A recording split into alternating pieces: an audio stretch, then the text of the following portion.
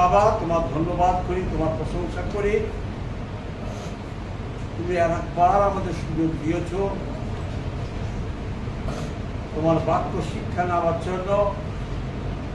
অযোগ্য অধম তুমি আমাদেরকে মুগ্ধ করেছ। তুমি আশীর্বাদ করো যেন আমরা তোমার পবিত্র আত্মার প্রেরণায় আমরা তোমার শিক্ষা লাভ করতে পারি। তুমি আমাদেরকে শিখাও। আমাদের যত ভাই বোন আছে সকলকে তুমি প্রেরণা দাও যেন আমরা তোমার শিক্ষায় শিক্ষিত হই।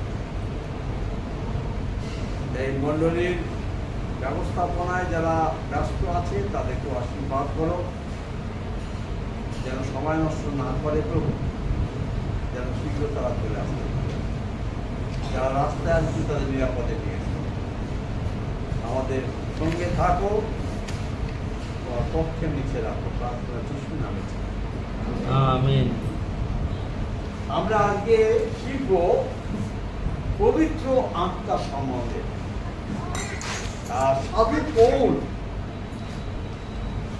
তিনি যখন বিভিন্ন মণ্ডলীকে শিক্ষা দিচ্ছেন, তার যে ভয়টা ছিল সে ভয়টা আমারও আছে, এবং সেই ভয়ে আমি এই শিক্ষা দেওয়ার জন্য আজকে চিন্তা করেছি। এবং সেই দূষিত দুধ আছে, যেমন ঘিয়ের বোতলে লেখা দেখি বিশুদ্ধ মৃত,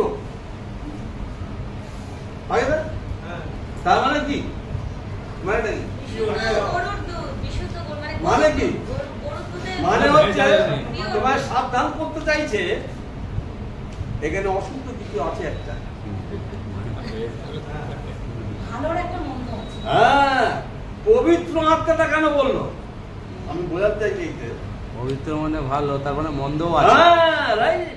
সো যিশুর লোক তুমি যেন মন্দ আত্মায় না চলো বা তাকে তারপর তোমার আকর্ষণ যেন না থাকে, সেই জন্য পবিত্র আত্মা এবং তার গুণাগুণ, পবিত্র আত্মার ফল এবং মন্দ আত্মার ফল সব লেখা আছে। আচ্ছা, কেউ যদি প্রভুতে আসে এবং সে পবিত্র আত্মা না পায়, মানে সেরকম জীবন যাপন সে তো যাবে না আলটিমেট যিশুর কাছে। শোনো, ব্যাপারটা কি হয় এটা একটু ভালো বোঝার চেষ্টা করো। ঈশ্বরের আত্মা, পবিত্র আত্মা ব্যতিরেকে কেউ যিশুকে প্রভু বলতে পারে না। যদি কেউ বলে সে মুখে বলছে, হৃদয় থেকে নয়। ওই জন্য পবিত্র আত্মা আলাদাভাবে পেতে হয় না, অনেকে ভুল বোঝায়। পবিত্র আত্মার আবেগ ব্যতিরেকে অনেকে বলে পবিত্র আত্মা পা হু হা, না না। তুমি যখন যিশুকে সত্যি হৃদয় দিয়ে ভালোবাসো, পবিত্র আত্মা তোমার মধ্যে এসে গেছে, তাই তুমি ভালোবাসতে পেরেছো। কিন্তু তোমাকে নার্চার করতে হবে, তাকে তোমাকে প্রতিপালন করতে হবে। ওইটার কথাই বলছি। প্রতিপালন মানে কি? তুমি যখন তোমার সন্তান হয়, তুমি তার কেয়ার না নিলে কি হবে? সন্তানটা মরে যাবে। আমাদের অনেকে পবিত্র আত্মা আমাদেরকে প্রেরণা দেয়, অনুযোগ করে আমরা যিশুর কাছে আসি, কিন্তু আমি আমার ওই পবিত্র আত্মাকে ধরে রাখতে পারি না, কারণ আমার মাংস। ওটা কোথায় লেখা আছে? রোমিও 7 অধ্যায়। রোমিও 7 অধ্যায় দেখো, রোমিও 7 অধ্যায়। রোমিও 7 অধ্যায় 19 পদ। না না, হ্যাঁ পড়ে যাও, পড়ো। কারণ আমি যাহা সাধন করি তাহা জানি না, হ্যাঁ, কেননা আমি যাহা ইচ্ছা করি তাহাই যে ব্যবস্থা যে উত্তম ইহা স্বীকার করি, এই রূপে হওয়াতে সেই কার্য আর আমি সাধন করি না, আমাতে বাসকারী পাপ তাহা করে। এইটা বাইরে এখানে একটা ব্যবস্থা বলে লেখা আছে, আমরা কি আমাদের অনেক অনেক খ্রিস্ট সমাজ আছে বা মন্ডলী আছে যারা ব্যবস্থার উপরে যোগ দেয়। পুরাতন নিয়ম না, ব্যবস্থা। আমার একটা বন্ধু আছে, সে বন্ধু ঠিক না, একটা ভাই বলবো, সে ক্যাথলিক ফাদার, আলাদা করে অনেক বছর ধরে ঘুরাচ্ছে। আর তখন আমি কিন্তু বাড়িতেই থাকতাম, এবং গোচরে যেতে গিয়ে আমাকে ও থাকতো বারাইপুরে একটা ক্যাথলিক ফাদারদের ট্রেনিং সেন্টার আছে, ও ক্যাথলিক ফাদারদেরকে শিক্ষা দেয়।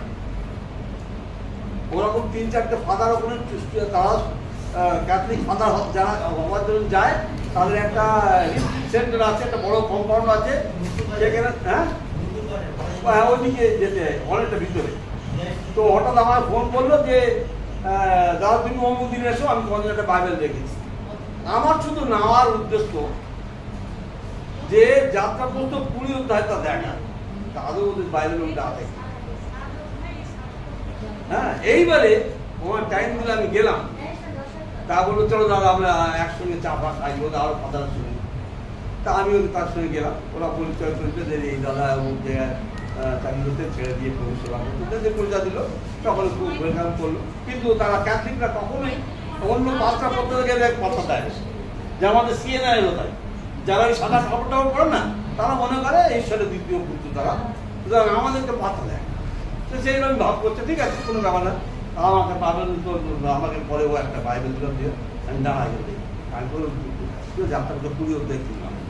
প্রথমে লেখা যে তুমি আমাদের উপরে স্বর্গের, তারপরে কোনো মূর্তি করো না। আমি হ্যাঁ এটা কি লেখা আছে? তো তোরা সব মূর্তি করছিস, আলাদা ওর ঘরে গিয়ে বলছি। ওরা ঈশ্বরের আত্মার উপর জোর দেয়, কিন্তু ঈশ্বরের আত্মা অমান্য, মূর্তি দিতে হবে। ওকে বললাম, বলে ওটা লোকে না দেখলে বিশ্বাস করবে কি নয়। আজ দেখ, হ্যাঁ হ্যাঁ না, রোমিও 7 অধ্যায় ইয়ে পদে কত পদে 25 পদে কত লেখা আছে? 7 পদে, 5 অধ্যায় 7 পদে আমরা অদৃশ্য বিষয়ের প্রমাণ, বিশ্বাস কি অদৃশ্য বিষয়ের প্রমাণ প্রাপ্ত। আমরা অদৃশ্য বিষয় প্রমাণ করি কি?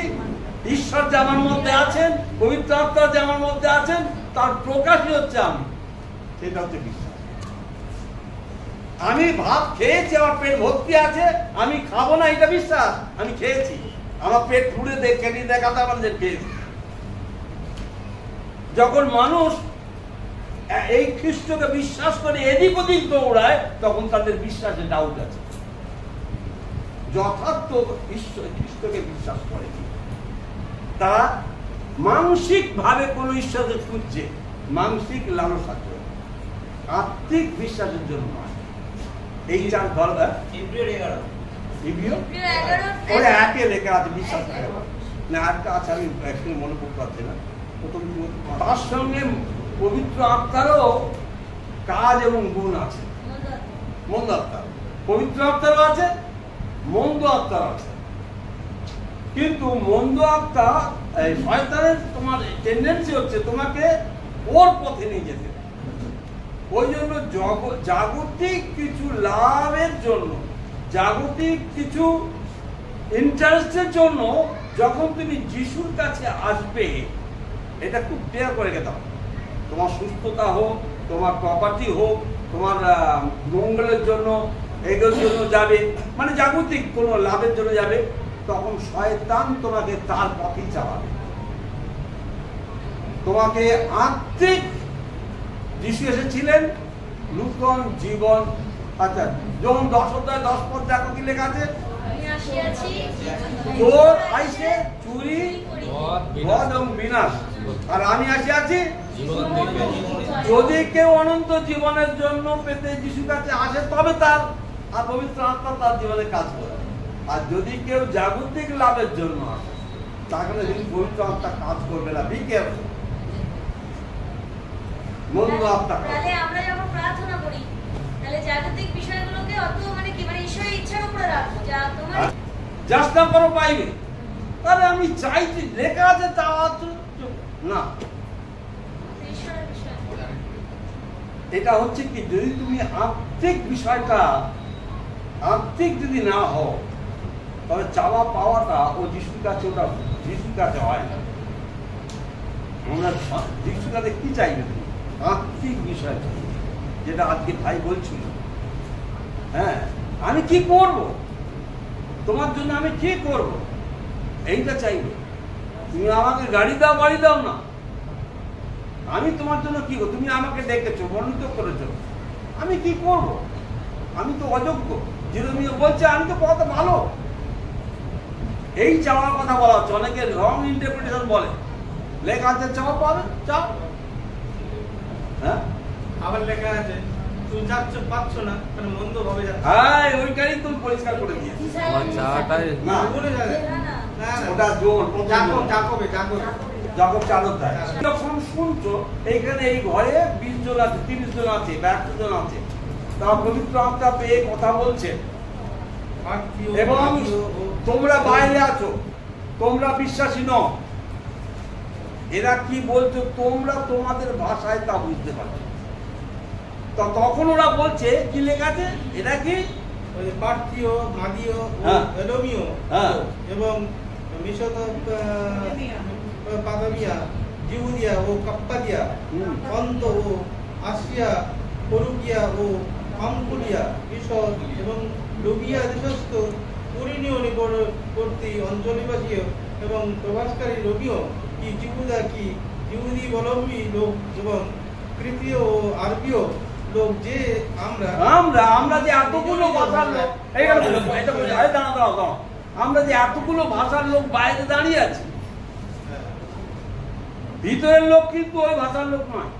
গ্যালারি বাইরে আমরা বিভিন্ন ভাষাভাষীর লোক দাঁড়িয়ে আছি, আর তারপরে হচ্ছে যে এরা, আমরা তো আলাদা লোক, আর আমাদের নিজ নিজ ভাষায় ওরা কি বলছে আমার নিজের বাংলা ভাষায় শুনছি, হিন্দুস্তানি সে হিন্দি ভাষায় শুনছে, যে ইংরেজি সে ইংরেজি ভাষায় ওদের কথা শুনছে, কিন্তু এরা তো আলাদা লোক।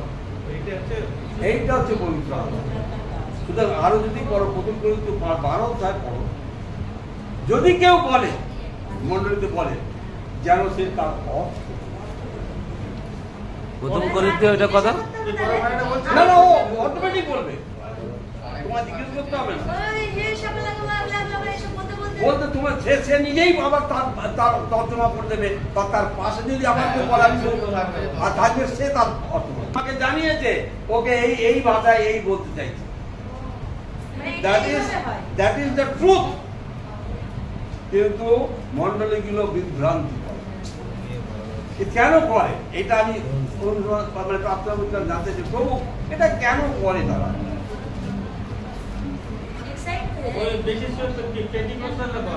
হ্যাঁ, না পেন্টিকস্টাল বলে কোনো গ্রুপ বাইবেলে নেই। আমাদের যেমন কোনো ব্যাপটিস্ট বলে কোনো গ্রুপ নেই, সিএনআই বলে গ্রুপ নেই। এগুলো কি বলা হয় বলতো? Ism, right? যিশু খ্রিস্ট কোনো ইজম নয়, যিশু খ্রিস্ট পথ। তোমার বিশ্বাস খ্রিস্ট হও। ওই জন্য আমাদের মধ্যে আমরা ব্যাপটিস্ট লিখি না, বলি না। আমরা বাইবেল ডক্ট্রিন, আমাদের ডক্ট্রিন বাইবেল। পবিত্র আত্মাকে উপেক্ষা আমরা করি না। আমি পবিত্র আত্মায় চলার চেষ্টা করি, আর আমার বিশ্বাসীদের পবিত্র আত্মায় চলতে বিশ্বাস হয়। কেন কেন এরা করে বলো? এটা নিয়ে আমি নিজেকে আমাকে ইমোশনাল, ডেফিনেটলি ইমোশনাল, ডেফিনেটলি তোমাকে প্রথমত তাদের ওখানে থাকতে হবে এবং অভ্যাস করাবে। তোমায় বলতে বলবে এবং বলো তুমি এর পবিত্র আত্মা পাওনি, তাই বলতে পারছো না। তুমি পাওনি, ব্যাপ্তিস্ম হয়নি তোমার। বুঝলো? অ্যাকচুয়ালি কেন এটা করে? আমি প্রভুর কাছে খুব জিজ্ঞেস করছি যে বলতো কেন এরকম করে? প্রভু জানে। আচ্ছা কেন কেন বাইবেল লেখা নেই? তোমরা সাদা সাদা কাপড় পরো না, লম্বা লম্বা কাপড় পরো না, তোমরা এরা নামে ও নামে তোমরা ইয়ে সম্ভাষিত হইও না। ওরা ওইটা চাইছে তো, যেন লোকে ওকে সম্মান করে যে এই পবিত্র আত্মার লোক, এ সাদা কাপড় পরে আছে, এ ফাদা। হ্যাঁ, নিজের ওই যে লেখা আছে তোমরা নদী 6 জোন 6 তার 5 তার 37 নিজেকে সম্মানিত পাওয়ার জন্য করে, নিজেকে ঈশ্বরের আসনে বসাবার জন্য করে। ঈশ্বরকে সেই আসন দেয় না, যিশুকে না বসিয়ে যিশুর উপরে সে বসতে চায়। নত নম্র হয় না ভাই, এটা কথা বলতে খুব ভালো কথা। নম্রতা নেই। আমি ওদের থেকে আলাদা, আমি পাঁচটা ওদের সঙ্গে বসে খেতে পারি না, আমি বিশপ ওদের সঙ্গে থাকতে পারি না। ওরা যেখানে বসে আমার বসাটা একটু উঁচু জায়গা হতে হবে। তোমার নিশ্চয়ই দেখবে আমি মাটিতে বসি, আমি ওখানে বসি নিচে বসতে হয়। আমাকেও আমার আচার ব্যবহারে প্রভু শিখিয়েছেন এখানে বসো, ওখানে নয়। আমার মানে ব্যক্তিগত অভিজ্ঞতা কথা কি বলবো, আমার আর্থিক জীবনে